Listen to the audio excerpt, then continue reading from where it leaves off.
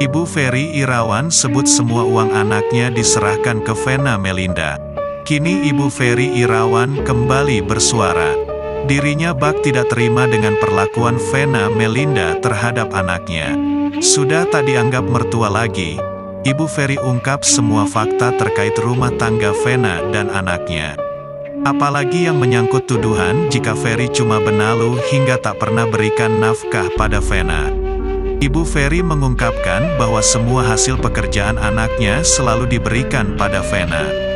Bahkan saking jujurnya untuk perihal pulsa, Ferry minta ke Vena. Penghasilan Ferry berapapun akan diserahkan ke Vena, ungkapnya. Jadi dia tidak punya uang, jadi kalau mau minta pulsa ini itu harus ke istrinya, ungkap sang ibu. Dari sanalah, Ibu Ferry sangat kecewa kubu Vena memposisikan anaknya seolah menjadi benalu. Padahal ada sebab kenapa Ferry Irawan tak mampu beli apapun yang diinginkannya. Sebelumnya, saat ini, kasus KDRT yang dialami oleh Vena Melinda sudah sampai ke proses perceraian. Namun, dalam sidang tersebut Vena Melinda tak hadir membuat sidang diundur hingga tanggal 23 Februari mendatang. Tampak hadir di pengadilan yakni Ibunda Ferry, Haryati. Lantas Haryati pun mengenang saat Vena dan Ferry akan menikah. Haryati menyebut, Ibunda Verrel Bramasta itu tak keberatan saat memutuskan menikah meskipun saat itu Ferry tak memiliki pekerjaan yang stabil. Kan saya bilang, Ferry itu tidak ada pekerjaan, tidak ada penghasilan. Vena mau gak? Cerita Ibu Ferry. Menurut Haryati, Vena siap menerima Ferry Irawan apa adanya sebagai suami. Dia bilang mau, terus saya bilang, pikir dulu, jangan sampai nanti nyesal, ucapnya. Vena tak mempermasalahkan kondisi Ferry yang tak punya pekerjaan. Itu tertuang dalam perjanjian pranikah. Haryati menuturkan dalam perjanjian pranikah disebutkan segala penghasilan yang didapatkan Ferry Irawan akan masuk ke rekening Vena Melinda dan dikelola untuk kebutuhan rumah tangga.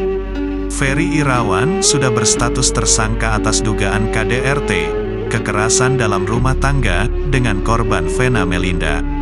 Saat ini Ferry Irawan ditahan di Polda Jatim. Sebelumnya Vena Melinda sudah memberikan deretan bukti berupa hasil visum dan surat dokter terkait kondisi fisik dan mentalnya. Sementara pihak Ferry Irawan terus membantah bukti-bukti tersebut. Haryati, Ibunda Ferry Irawan, jadi orang dari pihak tersangka yang kini buka suara. Menurut dia ada hal yang mengganjal dari hasil visum yang diberikan Vena Melinda. Ditemui di sebuah kawasan di Jakarta Selatan, Haryati menyebut bahwa dirinya tidak percaya dengan hasil visum tersebut.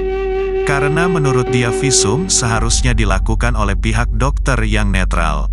Nggak puas lah buat Mami, kalau mau visum itu harusnya dokternya nggak kenal dengan Ferry, nggak kenal dengan Vena, mau Mami begitu, kata Haryati. Ini kan visumnya di sini, di Jakarta dan baru-baru ini. Mami kan lihat di TV ya, bingunglah Mami, sambungnya. Sunan Kalijaga, pihak kuasa hukum keluarga Ferry Irawan, mengamini keterangan Haryati.